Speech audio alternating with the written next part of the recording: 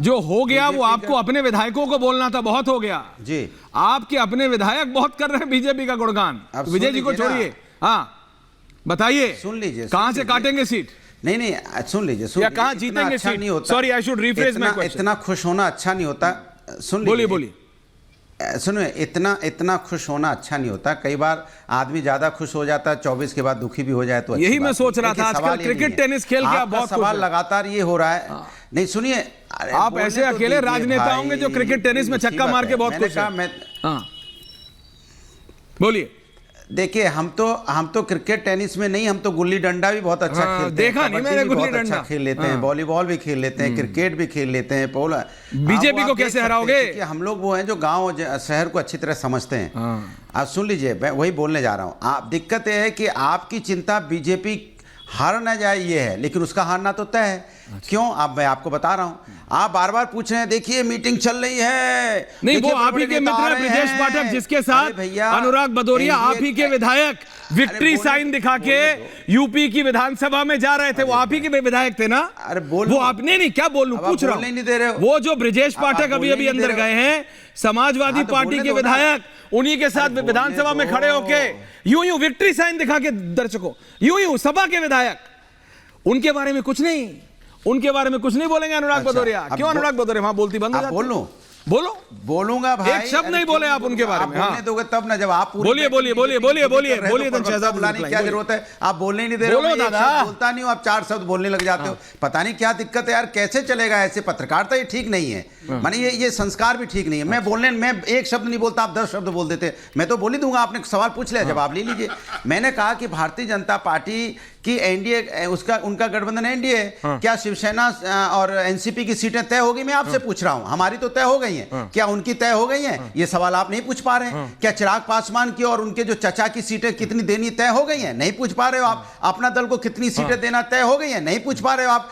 मैं निषाद पार्टी को कितनी सीटें देंगे तय हो गए? नहीं पूछ पा रहे हो आप। यार राजभर जी को कितनी सीटें मिलेंगी? सर फुटबॉल चल रहा है जो आप दिखा नहीं पाओगे शर्म के मारे। इतना सर फुटबॉल है कि उनको कितनी सीटें चाहिए आप वो बता नहीं पा रहे हो। सवाल ये नहीं है, सवाल ये है कि हमारी सीटें तो तय हो गई, हम लोग तो डिक्लेयर भी कर दी, लड़ भी रहे हैं, सब आपस में दिख भी रहा है। उनके यहाँ क्या चल रहा है? उनके यहाँ अभी भी बुराई चल रही है। हाँ, अरे हाँ कर रहे हो भाई। ये बताइए कि आप जिनको भ्रष्टाचारी बोलते थे, जिनका आप ये बोलते थे कि हम तो भैया भ्रष्टाचार को अपने साथ रखेंगे, फिर मधु कोड़ा की पत्नी को आपने क्यों ले लिया, जिनके ऊपर आरोप लगाते थे? ये वाला सवाल ठीक है। उनको गीता कोड़ा वाला आपका पहला सवाल है, 2 मिनट वेस्ट करे आपने। नहीं सुनिए, अशोक चौहान ड्रामा अगर खत्म हो गया हो तो गीता कोड़ा वाला पहला आपका बेसिक सवाल अच्छा है। आपने क्यों ले लिया जिसपे आप शहजाद को घेर सकते हैं? अशोक चौहान, अरे आप सुनिए अनुराग जी, जितना ड्रामा आप करते हैं ना, आप श्रीराम सेंटर के पास वो जो है ना, वहां पे मंडी हाउस में वहां करते तो आप ज्यादा सक्सेसफुल हो जाते। मैं आपको फ्रैंकली बता रहा हूं, ये आपका मजाक बहुत हो गया। मैं आपको बहुत बता रहा हूं, प्रवक्ता नहीं हो शहजाद। गीता कौड़ा वाला, गीता कौड़ा वाला सवाल का जवाब दीजिए। मैं सवाल का जवाब शुरू करप्ट लोगों को आप ला रहे हैं, बिल्कुल उसी का जवाब शुरू करूंगा। गायत्री प्रजापति, अनुराग जी को जवाब दीजिए। गायत्री प्रजापति कन्विक्टेड है, उनकी बीवी को टिकट काहे दे दिया इन्होंने? इनको भी टोकिएगा। गायत्री प्रजापति तो कन्विक्टेड है पॉक्सो में, उनकी बीवी को काहे टिकट दे दिया?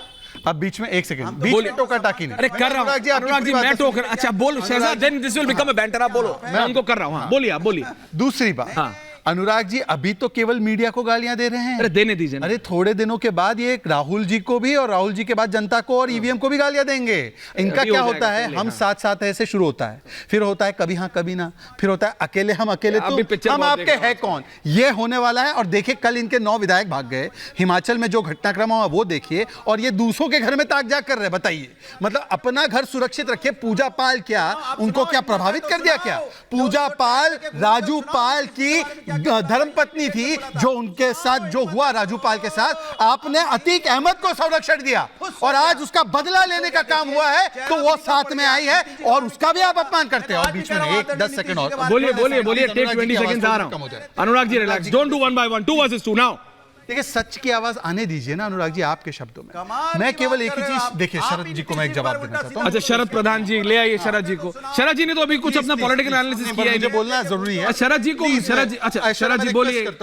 आ गए शरद जी, देखिए ऐसा है, शरद जी, आपको मैं सराखों पर रखता हूं, आपके ज्ञान को सराखों पर रखता हूं।